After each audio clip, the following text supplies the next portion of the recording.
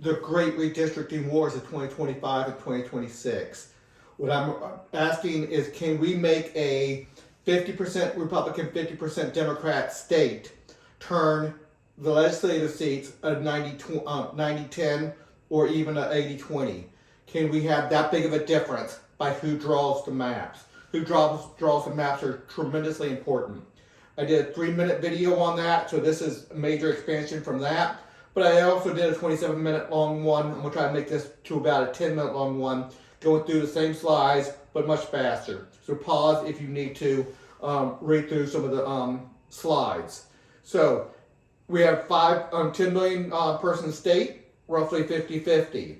So Republicans draw the districts or Democrats draw the district, but right now I'm just saying Republicans, so just replace Republican and Democrat at will, and you'll see whoever draws the map gets a tremendous advantage.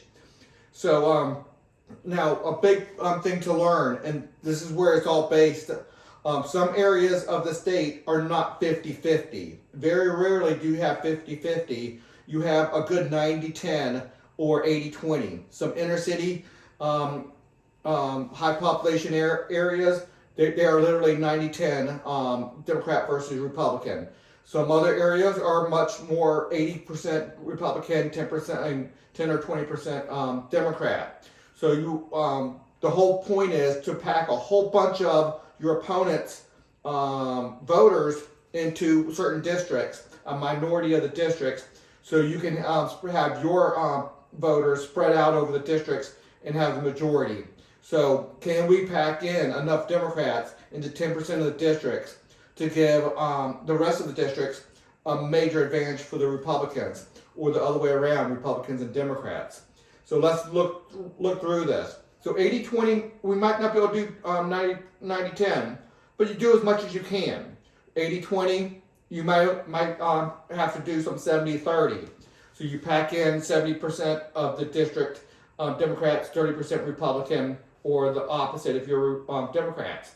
So yes, you do give your opponent very, very safe seats, but on the other hand, you pack them in so tightly that you give your party many more districts. So maybe not as safe as seats, but you can get pretty safe. So this is the whole bulk of how it's unfair, is that you pack in certain high percentage into a minority of the districts. And that gives your party an advantage in the rest of the majority of the districts. That's the whole thing. So let's just look at the numbers. I'm not going to go through all the numbers right now, but this is a 50-50 state. And you pack in 10 of the districts and 80-20 Democrat minority. So you take the inner cities and you pack them together 80-20. But that leaves the Republicans with a majority, not only a 6% majority, R plus 6 in 90 of the districts. So not too tremendously safe, but you can do that. So let's go with a little bit more safer seats for Republicans, and let's do R plus 15 by giving Democrats 20 safe seats. 20 out of 100, you don't have much legislative power. The 80 Republicans have a veto-proof majority still. Let's just go through the math on that. I'm not going to read it all right now, but you pack in a ton of Democrats into 20 of the districts, 100 districts altogether, leaving the other 80 for the Republicans with a now D R plus 15%. So D plus 60% on 20 districts, giving the Republicans R plus 15% on the other 80. So very, very high percentage for Republicans in a 50-50 state. So that's just a tremendous amount. Democrats would still have zero power. So let's just do an example of 50-50. First of all, you draw it, so you take a little bit of the inner city with a little bit of the suburbs or the other places, and you try to get every district as close to 50-50 as you possibly can. First of all, that would be miserable for the politicians. They would hate it with a passion. Wild swings every year from the Democrats winning to the Republicans winning, probably as much as 80-20 every cycle. Whoever has that advantage that year will have a highly significant swing. Some people might like it, but the politicians would absolutely hate it. It'd be super expensive because right now about 10 to 20% of the races are competitive. That would make every race competitive, and they would have to spend a tremendous amount of money. And good politicians would be voted out on a regular basis, and other politicians, it would be a battle every time, and politicians don't want that. So they're not going to let this happen. So again, less than 20% of the districts are competitive. They might have an actual competitor, but it's still a 20-point margin, if not a 30 or 40 or 50% margin. Now, I'm going to do a lot more examples. I went through it slowly on the longer video. I'm going to try to go through it very quickly on this video. So, 100 state legislative districts. You can do the same thing for congressional districts, probably 10 in this scenario. But I'm going to do an example of Republicans having an advantage of 60-40%, then 55-45, 50-50, 45-55, all the way down. You see it on the thing. Could we even dare do almost a 2-to-1 Democrat majority with 65% to 35% Republican, and Republicans still come out on top on the number of House of Delegates or state legislative seats? Could that even happen? We'll go through it. Again, this is a shorter video, so I'm going to really want you to pause and read it if you want to. But this is highly significant. Again, this is how it works. You pack in your opponents that you do not like. The Republicans pack in Democrats, or Democrats pack in Republicans into safe districts, but a minority of them, so their voters can be more spread out in the other 90% of the districts, or 80%, or whatever the districts are left. So some you might be able to only do 70-30, but it's very doable to do 80-20 in many areas. Okay, so if Republicans had 60-40, they absolutely have the power to take 100% of the seats. They just draw the districts to be 60-40 in every district. You could do that by snaking along just right, but that's not very, that's going to look bad, so they want to give the Democrats some seats. So you pack in those Democrats, high inner city, inner city where you have 90-10 districts, and then that gives the rest of the 90 a much higher percentage, higher percentage for Republicans, and an R plus 34 in this instance. So you just take 10% and you give the Republicans a 34% majority, or 34% advantage on 90 of the seats. So they are very, very safe. The 10% of the Democrat seats, super safe. So again, that's a 60-40. They can do that. But are you really being represented if you're a part of the 40% and you only have 10% of the representatives? So not very good. If the Democrats gain popularity, 55-45, now we're getting a little bit closer, and 55-45, still a 10-point margin. Republican, for the governor's race, the Republican governor is probably going to win pretty easily. However, there might be some swings to mess that up. But it's still not a problem for the House of Delegates. You just give now 20 districts to the Democrats, and you pack them in there with the 80% margin. So it's a 80-20, it's a 60% RD plus 60%. Now, Republicans 5.5 million to Democrats 4.5 million. I'll let you read the math on the rest of it, but it ends up being R plus 27% for 80 districts. So you got an 80-20 swing, but it's only a 10-point race.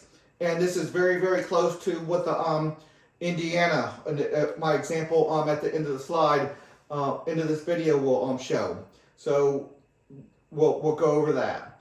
So if the Democrats gain to 50-50, we already did the 50-50, but right now I did do 20 districts. Now I'm just going to give them 25 districts, just to make it R plus Republicans are being lot safer. So now I want a 60-40 split for all the Republicans, even though it's 50-50. Democrats being 25% of the vote, or 25% of the district seats, gives them pretty much zero power. And now all the Republicans have a R plus 20. So you see the math on there. You can look at it. You can do the math yourself. But Republicans win 75% of the seats, even though they only have 50% of the voters. Let's see if I can. Okay. Now let's go with Democrats actually take the advantage. In the governor's race, they would take the governor by 10%. But Republicans still had the majority of the House of Delegate seats or state legislative seats, and they draw the maps. Now they're going to take 35 districts at 80% Democrats. They might be able to only get a 70-30, so they might have to give them more districts.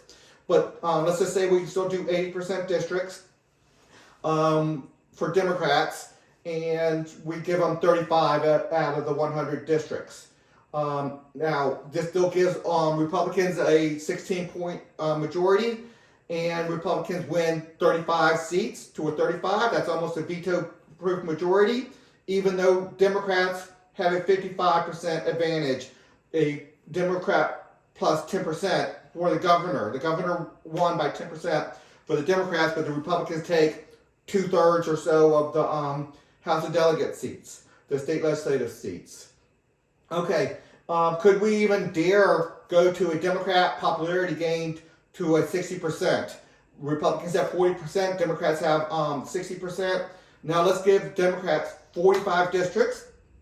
You pack in those Democrats into the high inner city areas where they have 80% majority. Again, you might not be able to get quite 80% when you go this many districts. The more districts you go, the harder it is to find 80% precincts and full districts like that. But let's just go through the math. You can go through it if you wish, but R plus 13 for 55 of the seats. So even though Democrats win the statewide elections by 20 points, they still have 55 of the 100 House of Delegate members. Democrats get 45. So that's definitely not quote unquote fair, or what you would expect when Democrats get 60% of the vote, but they only win 45% of the state legislative district seats. Okay, do we even dare do a 35-65? Now, this probably can't happen. You probably cannot draw the maps with 49 districts with 85% Democrats in with that type of margin. But if you could, let's just go through the math. You could do. I went up from a 80-20 to a 85-15. Probably not going to happen, but you still could have R plus 10% for 51% of the seats. Republicans hold a slight majority of the House of Delegate seats, state legislative seats, and Democrats only have 49. You can do the math. Again, probably not going to be able to go this far, but you see how far it can go. And let's keep on going. So I think we did that one. The day the Republicans lose 2 more districts, so Democrats take over, the Democrats can redraw the lines and take 100% of the seats. So they can do the same thing. Whoever draws the seats, they can go up from 49. They have 51% of the seats. They draw the districts. They draw all the Republicans out of their seats easily, especially when they have a 60-40 or so. And they teach the Republicans a lesson, just like the Republicans were teaching the Democrats a lesson. Probably not the best way to do quote-unquote representation, because that's not what representation means.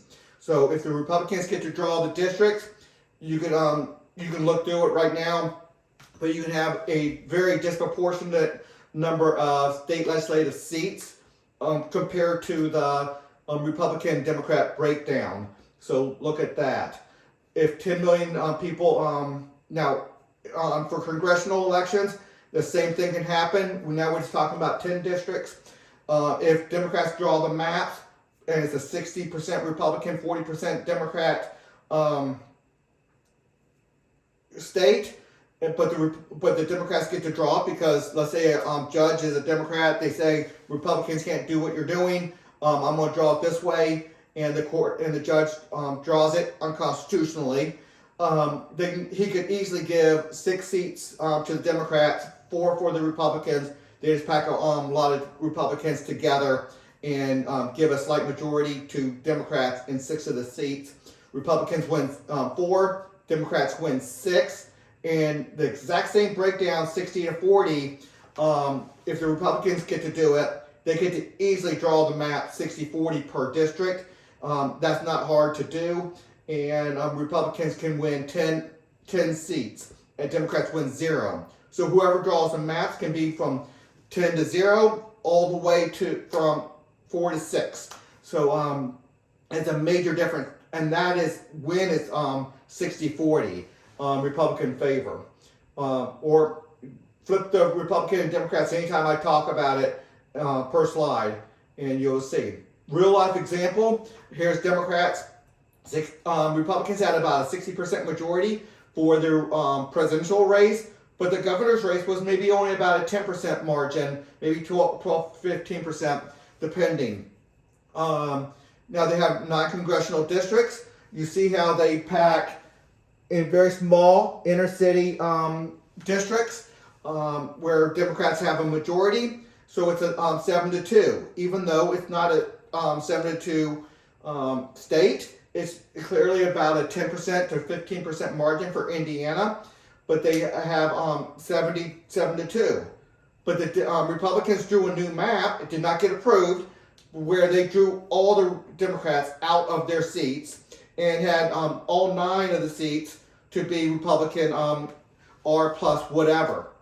I'm not sure exactly what the closest one was, but they could have drew all the Republicans into their seats and the Democrats out. So whoever draws those maps, now easily, if a Democrat judge says, "Hey, I don't like this, I'm going to call it racist," or whatever they call it, and unconstitutional for civil rights matters, they could redraw this and literally give Republicans, shove Republicans into, let's say, 4 of the districts and give 5 to the Democrats easily, if you want to draw just right. So let's look at we're still on Indiana. Statewide, the governor's race was 54-41. That's a 13-point margin. And the president was a 58-40, so an 18-point margin. So you have that kind of margin. But what do we have in the state legislative seats? At 100 seats, you have Democrats with 30, Republicans with 70. So they packed Democrats into 30 seats easily, giving Republicans 70 safe seats. On the state Senate side, there's 50 state senators. It's a 40-10 match. So it's that's an 80-20 margin. Well, it's not an 80-20 state, Democrat, Republican, but because they just drew 10 strong Democrat seats, packed them all together, and made 40 safe seats for Republicans on the state Senate side of that. So obviously not fair, not what we call representation. Now the Texas and California has been leading this war in 2025, and we'll see what happens in 2026. We're only about 2 days out from 2026 right now. So most states are attempting to redistrict congressional maps to benefit their party.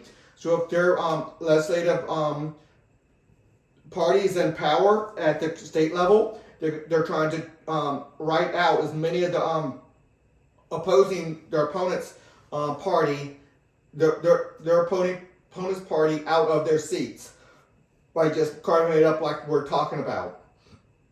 So should we go with, in my opinion, the very unfair redistricting and drawn maps portion of how we have representation, which representation means you represent everybody in your district, and you cannot represent a Republican, a conservative, and a liberal or Democrat at the same time, because representation means you represent their interests and their opinions. So if you're pro-war, you cannot represent somebody who is anti-war and pro-war at the same time.